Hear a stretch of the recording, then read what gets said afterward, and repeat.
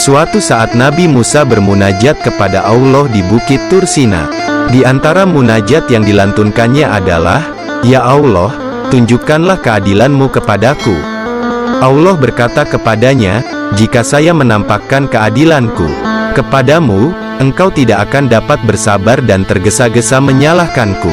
Dengan taufik-Mu," kata Musa, "aku akan dapat bersabar menerima dan menyaksikan keadilan-Mu."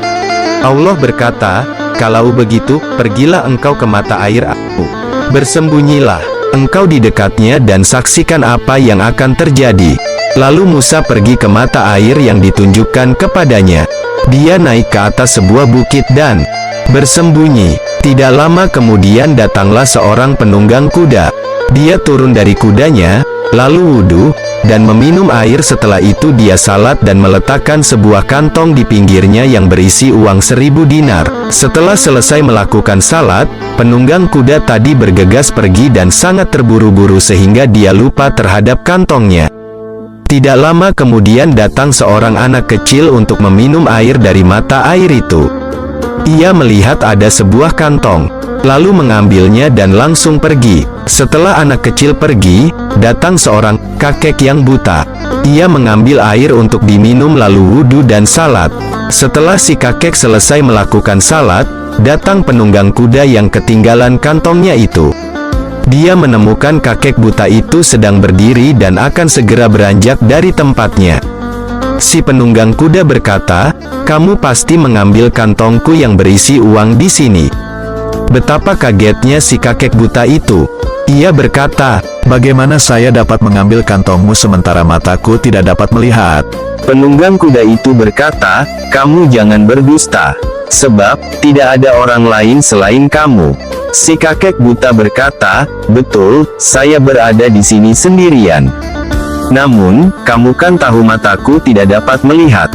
Si penunggang kuda berkata, "Mengambil kantong itu tidak harus dengan mata, tetapi dengan tangan. Walaupun mata kamu tidak melotot, tanganmu tetap dapat digunakan." Akhirnya, si kakek buta itu dibunuh oleh si penunggang kuda. Setelah si kakek buta dibunuh, ia langsung menggeledah untuk menemukan kantongnya. Namun, ia tidak menemukannya. Maka, ia pergi meninggalkan mayat kakek buta tersebut. Sementara itu, ketika Musa melihat kejadian tersebut, dia berkata, "Ya Tuhanku, sungguh saya tidak sabar atas kejadian itu. Namun, saya yakin, Engkau sangat adil. Kenapa kejadian mengenaskan itu bisa terjadi?" Tidak lama kemudian datanglah malaikat Jibril dan berkata, "Allah memerintahkan kepadaku agar menyampaikan penjelasannya kepadamu." Dia menyebutkan bahwa dirinya sangat mengetahui hal-hal gaib yang tidak engkau ketahui. Dia menyebutkan bahwa anak kecil yang mengambil kantongnya itu adalah mengambil haknya.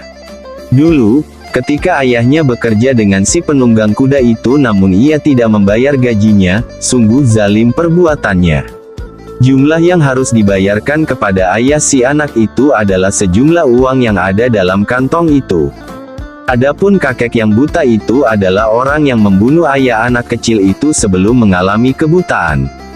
Demikianlah kumpulan kisah dari ulama terkenal Imam Al-Ghazali. Melalui channel Kisah Hidayah ini, semoga Anda diajak menjadi orang yang memperbaiki diri dengan membaca perilaku orang-orang masa lalu. Sampai jumpa di video berikutnya. Wassalamualaikum warahmatullahi wabarakatuh.